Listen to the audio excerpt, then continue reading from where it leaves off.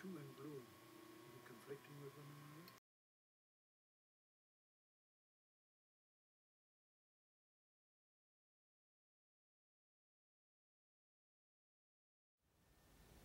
So we go back to camp, and in camp, there was chaos. Trucks going all over the damn place, and it was as if like the enemy which we've been seeking on manoeuvres was really in our camp. Well, we were told, and jump in a little there, bugle calls went, and I happened to be duty sergeant. Our duty call, company call went, I recognised it, and I went, attended, and it was a conference of regimental sergeant major and other warrant officers, and we were told all equipment, personal equipment, to be put into bags outside the tents and left, and the recruits and everyone else would be equipped with weapons and ammunition, including grenades. And I thought, oh my God, here we are. Most of the recruits didn't know what the hell, one end of the rifle from another, and we're going to issue grenades and live ammunition. Wow. Anyway, that's what happened. Then we were put on the trucks, and where are we going? Well, we were just simply told, get on the trucks and follow your nose. What orders? So we travelled, and we went through towns, country towns, going, and I knew we were going direct south. I did write a letter to my mother while sitting in the truck, and I threw it over. There was no stamp on it, but it was addressed to her. It never got delivered, I found out later, when I got back, which is another story. And darkness came, and as it was becoming dark, enemy planes appeared. And they were bombing around Portsmouth and Dover.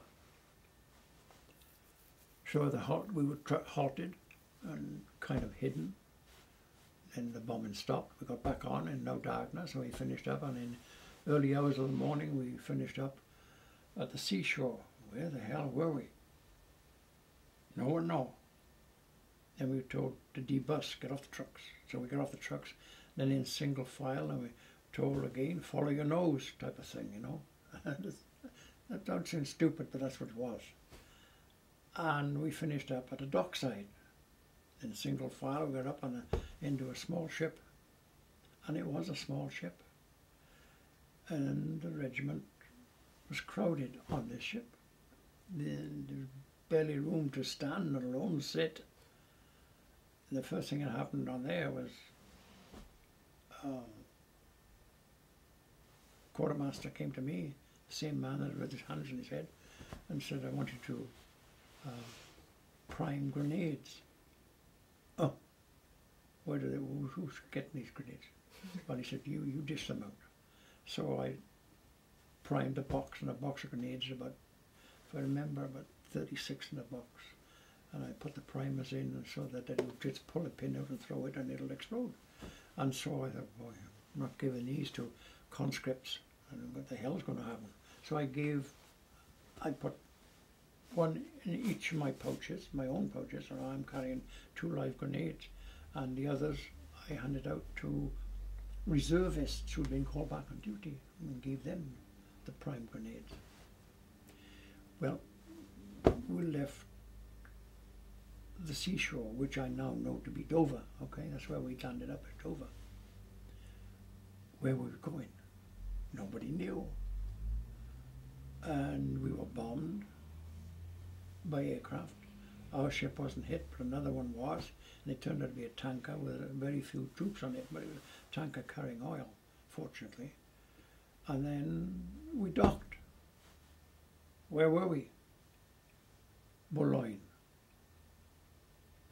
So we scrambled off the ship, and my platoon officer and the company officer said, Cook, unload the regiment's arms. So my platoon, it's about 32 men, we unloaded the ship. And as we were unloading the damn stuff, other men were going up another gangway and coming back on it. So we unloaded. But as we unloaded the ship of the arms, I found a 2-inch mortar and 3-inch mortar, but no high explosive bombs. They were all smoke bombs, bloody useless. Just smoke. So we got the stuff off. But we didn't put it on the wharf side, we put it on the second level. Okay? And the dock like was on 2 levels, big piles in Bologne. On the first level there was a train, which was an ambulance train, and it had wounded people in it, we found out later. And so our equipment was put on the second level. Well, I was sitting down when my platoon, all hell broke loose and whistles blowing all over the place. Move, move, move, move quick, what's happening? Everyone had forgotten that Bologne, being in the channel, was a tidal dock, and our equipment, which was on the second level, was being flooded. So we had to move like hell to get it off the second level, back up on the first level, and amongst the train, under the train, and amongst us. Then things calmed down a little bit, and we were sitting down on the curbside when this one of the conscripts sitting next to me decided enough's enough and blew off his damn thumb next to me, and his rifle was on my side, on his right, my left. That's why I'm totally deaf in my left ear. At the time it didn't matter. It turned out that it caused deafness some 15, 20 years later, and I'm absolutely deaf in my left ear. Why did he blow off his thumb? Why? Well, he wasn't going to battle. He did what is SIF, self-inflicted wound. And so because of what he had done, I made a note in my Army Book 64, and that was my first diary. Because I was going to put him in prison. Right? He was a coward. And he wasn't going to battle. Self-inflicted wound, and it's punishable.